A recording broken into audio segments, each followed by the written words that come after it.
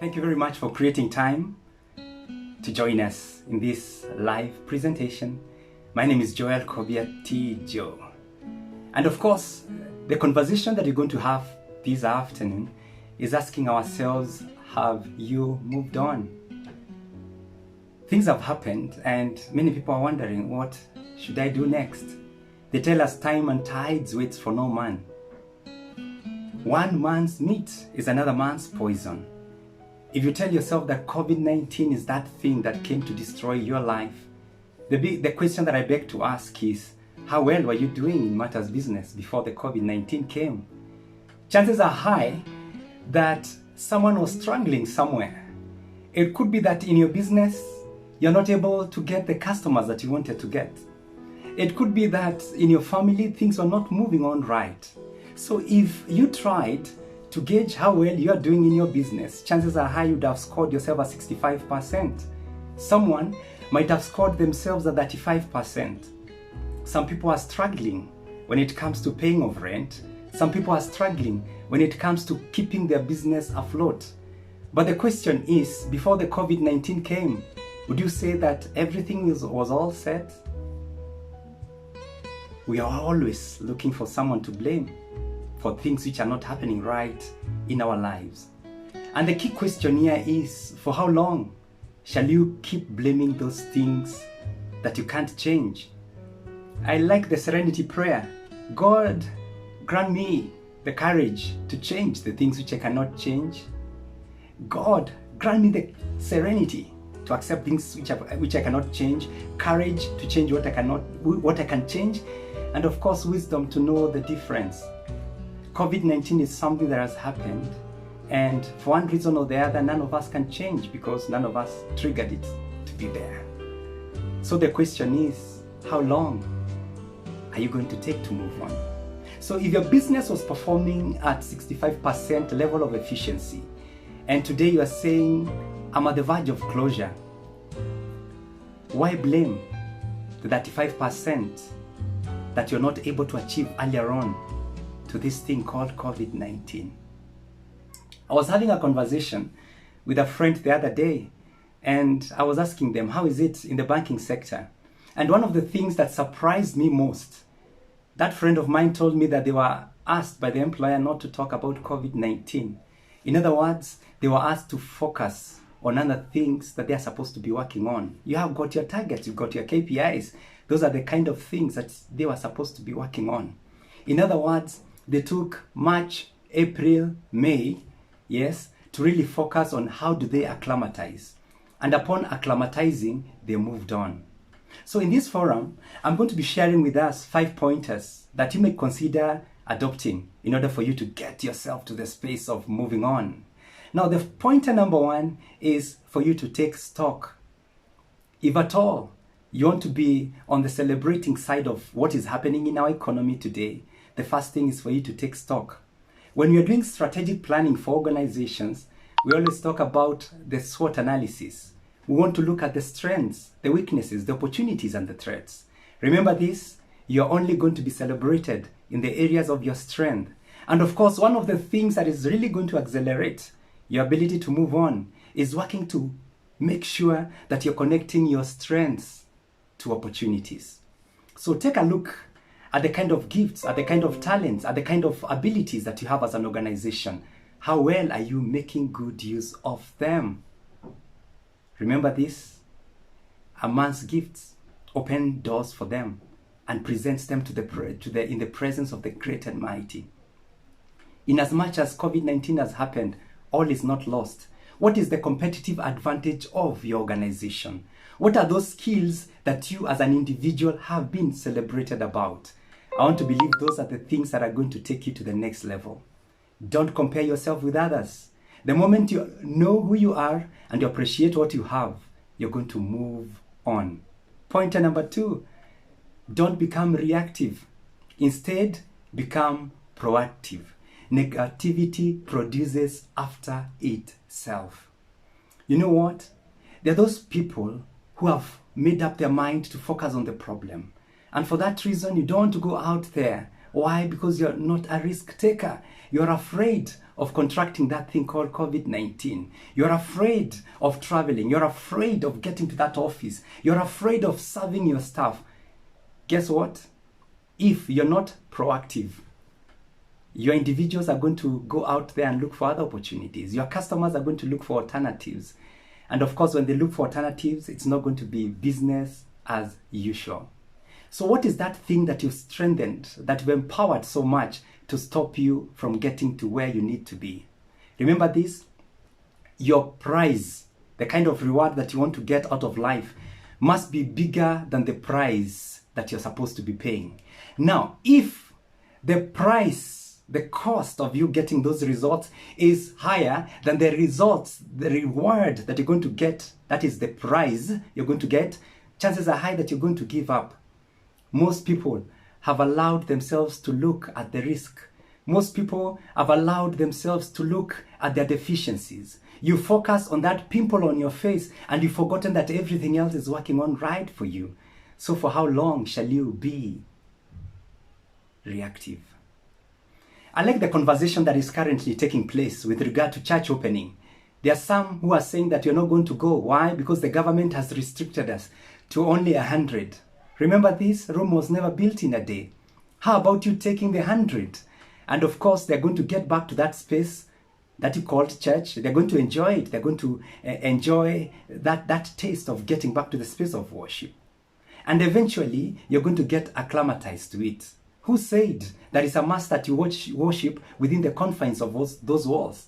How about you getting 100 in the sanctuary, then you come up with a setup of maybe having the other 99 or the other 200 or 500 watching from elsewhere? How about you coming up with sequences that 100 can attend today, 100 next week? If you have several services, chances are high that everyone is going to get to that experience. Remember this, the early bird catches the worm. Several people decided to shy away when COVID-19 came. Someone told themselves, how about me selling the masks? Guess what? Those who are first to get out into that space made a lot of money. The first ones to get into the space of sanitizers made a lot of money. How about you getting out there as a first? Don't give up on the little, on the verge of you looking for the great.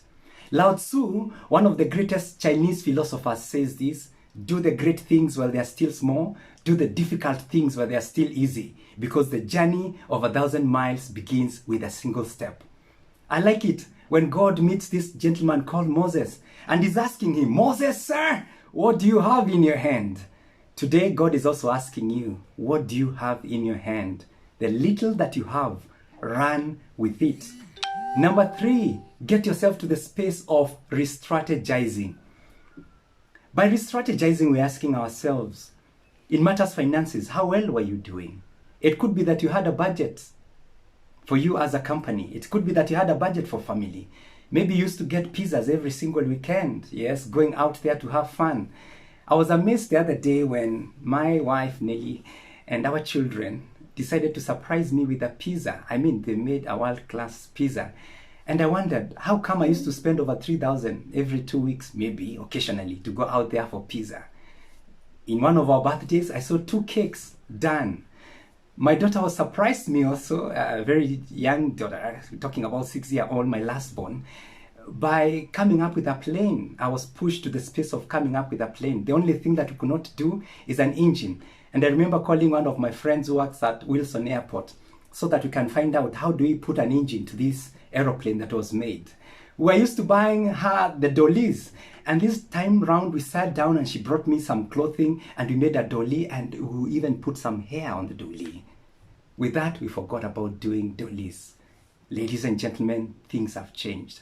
This should be a season for us to get back to the drawing board and ask ourselves, what are those potentials? What is that capability that you and I have, which you've not been making good use of?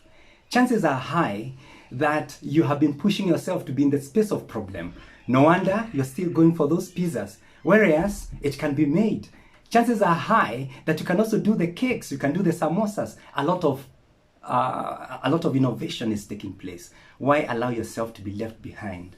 So if you're not able to look at yourself in the space of financial management, you look at cost management, chances are high that you're going to have a lot of suffering. Remember, especially for organizations, there's no way you're going to get to the next level if you don't do cost management. Some of those costs that you had budgeted for, are they really essential? It's good for us to get back to the drawing board and ask, how much can we save? The moment you are able to save those few shillings, eventually you're going to come up with greater investments. That money is going to do greater works for you. In the world of business, we talk about opportunity cost. As opposed to you using that money to do the kind of thing that you wanted to do, what other thing would you have achieved with that money? In matters customer service, how good have you been doing with your customers? Currently, you are not able maybe to go to the dry cleaning. Why? You've got your good reasons. People have become so proactive. Supermarkets are dropping your shopping. Yes, Mama Mboga is delivering the vegetables to your very doorstep. What happens to that lady that you used to buy from? What happens to that dry cleaning that used to take your clothes? If there's someone who is coming to pick clothes from your very doorstep, remember this, there's need for you to look for your clients. Don't wait for them to look for you. Don't wait for them to look for you. Pastors, you don't wait for them to come to your church. Why? The churches are closed. How about you looking for those congregations? I was speaking to a friend who surprised me to tell me that they have set aside thousands of monies to facilitate their congregation members for Zoom meetings. Those who are not able to attend the Facebook sessions, they're able to send them 100 shillings per week. Yes, for the chapter leaders, they are being given around 2,000, 3,000 shillings every month in order for them to reach out to their members. What are you doing in matters looking for your customers? Remember, you can call them, find out how they are doing, find out the kind of challenges that they're going through.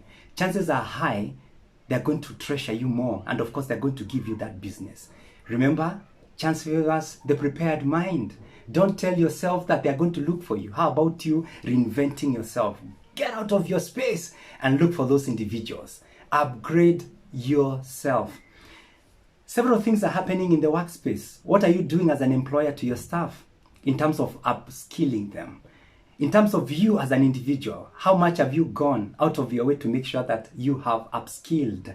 Come up with a way of restrategizing the way that you used to do your things. Remember, for those who are in business, come up with a way of diversifying your products.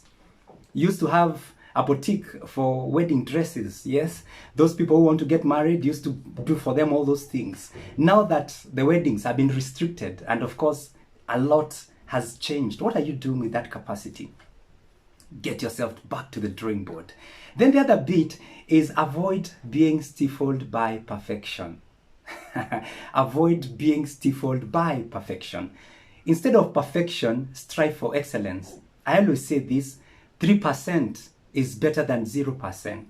9% is better off than 0%. How about you pushing yourself to that space of starting with the little that you have, starting with the kidogo that you have? Don't wait for the weather to be fair in order for you to get out there.